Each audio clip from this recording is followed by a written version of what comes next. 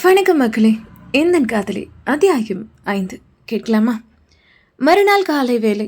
வகுப்பறையில் அனைவரும் அமர்ந்திருந்தனர். கண்ணனின் கைபேசிக்கு திடீரென்று ஒரு அழைப்பு வந்தது. கண்ணன் விக்னேஷிடம், நீ என்னோட புக்ஸ் எல்லாம் எடுத்துகிட்டு ஹாஸ்டலுக்கு வந்துடு, எனக்கு ஒரு முக்கியமான வேலை இருக்குது, நான் நைட்டு தான் ஹாஸ்டலுக்கு வருவேன் என்று சொல்லிவிட்டு வகுப்பறையிலிருந்து வேகமாக கிளம்பினான் கண்ணன். அன்று மதியம் 2 மணி இருக்கும். விக்னேஷின் தந்தை விக்னேஷை பார்க்க கல்லூரிக்கு வந்திருக்கிறார். எனவே ராதாவிடம் விக்னேஷ், ராதா கண்ணனோட புக்ஸை எடுத்துகிட்டு போயிடு, சரண்யா நீ என்னோடய புக்ஸை எடுத்துகிட்டு போயிடு, நான் காலையில் வந்து வாங்கிக்கிறேன், அப்பா அப்பா வந்திருக்காரு, இப்போ தான் ஃபோன் பண்ணார், எப்படியும் அவரை பார்த்துட்டு நான் வர்றதுக்குள்ளே கிளாஸ் முடிஞ்சிடும், நீங்கள் புக்ஸ் எல்லாம் எடுத்துகிட்டு போயிடுங்க என்று சொல்லிவிட்டு தன் தந்தையை பார்க்க சென்றான் விக்னேஷ். அன்று வகுப்பு முடிந்த அனைவரும் விடுதிக்கு சென்று விட்டனர். புத்தகங்களை மேசையில் வைத்துவிட்டு ராதா படுக்கையில் அவளது அறையில் படுத்திருந்தாள். சரண்யாவும் திவ்யாவும் சாப்பிடுவதற்காக டைனிங் ஹாலுக்கு சென்றிருந்தனர். ராதா தனக்கு இப்போது பசிக்கவில்லை, நான் ஒரு அரை மணி நேரம் கழித்து வந்து சாப்பிடுகிறேன் என்று தன் தோழிகளிடம் சொல்லிவிட்டு தன் அறையில் இருந்தாள்.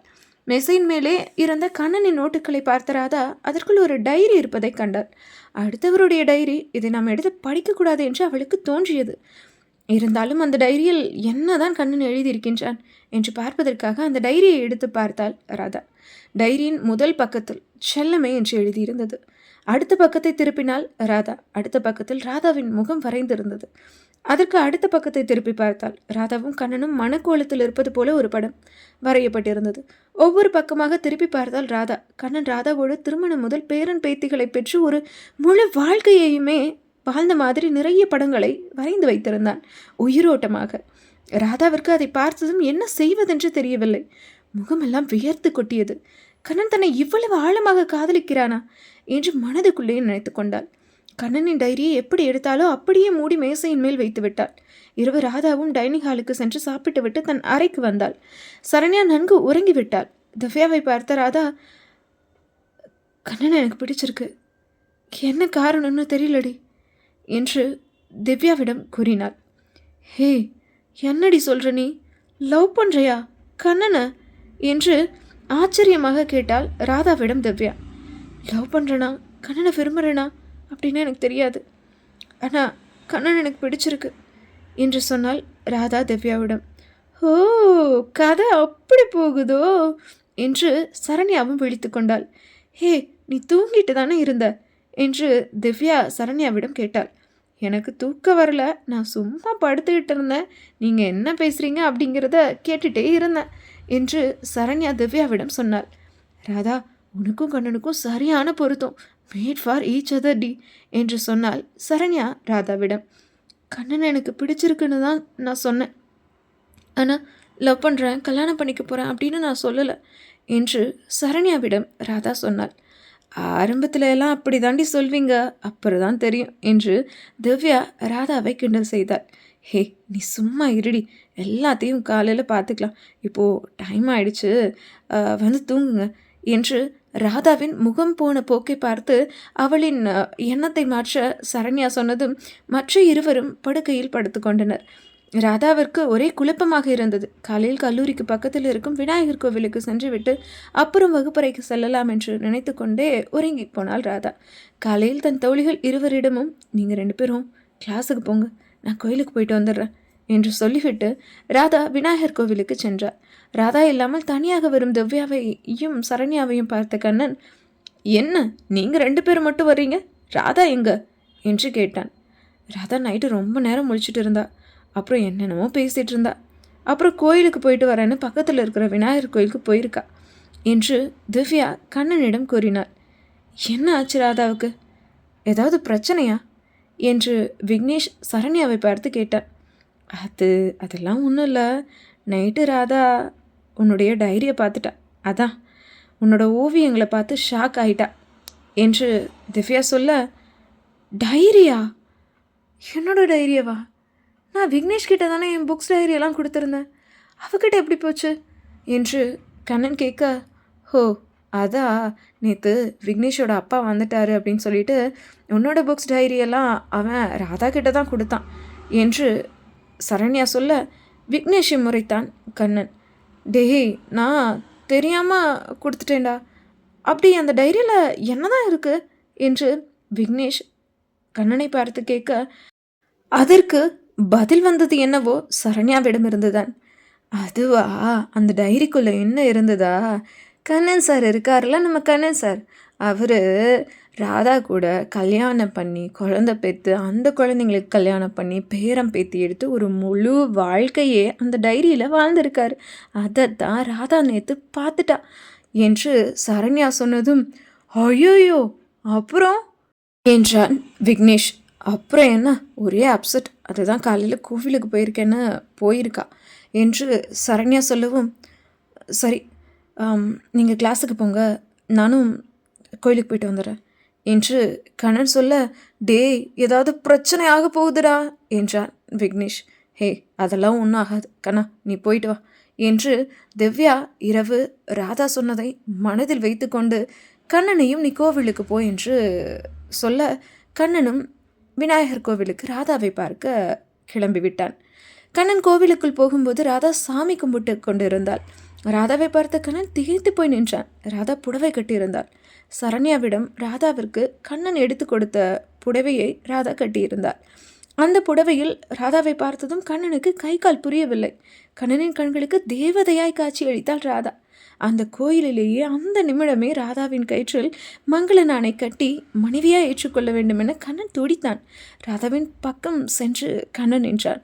ராதா மெய் மறந்து சாமி கும்பிட்டு கொண்டிருந்தாள். கண்ணனும் கண்களை மூடி கடவுளிடம், கடவுளே எப்படியாவது என்னோட காதலை ராதா ஏற்றுக்கணும், என் மேலே ஏதாவது தப்பு இருந்தால் எப்போயே ராதாவுக்கு இருக்கும் கோபம் எல்லாம் காணாமல் போயிடணும் என்று கண்ணனும் கண்களை மூடி கடவுளிடம் வேண்டிக் கொண்டிருந்தான். கண்களை திறந்த கணம் பக்கத்தில் கண்ணன் இருப்பதை பார்த்து, கிளாஸுக்கு போகலையா நீங்கள் என்று கேட்டாள் ராதா. இன்னும் டைம் இருக்குது, அதான் சாமி கும்பிட்டு சாமிக்கிட்ட நிறைய வரங்களை வாங்கிட்டு போகலான்னு வந்தேன் என்றான் கண்ணன். அதற்கு ராதா எந்த பதிலும் பேசவில்லை. இன்னைக்கு என்ன நீங்கள் புடவையில் வந்திருக்கீங்க ராதா என்று ராதாவை பார்த்து கண்ணன் கேட்டதும், தோணுச்சு அதான் புடவை கட்டிட்டு வந்தேன் என்றாள் ராதா. இந்த புடவையை நான் தான் வாங்கி கொடுத்தேன், அப்படியே அந்த புடவையை தாண்டி உள்ளே இருக்க மனசை எனக்கு கொடுத்துட்டிங்கன்னா ரொம்ப சந்தோஷமாக இருக்கும் என்று மனசுக்குள்ளேயே நினைத்து கொண்டான் கண்ணன். என்னோட டைரியை நீங்கள் பார்த்தீங்களா, திவ்யா சொன்னாங்க என்று மெல்ல வாயெடுத்தான் கண்ணன். பார்த்தேன் என்று 2 வார்த்தையில் பதில் சொன்னாள் ராதா.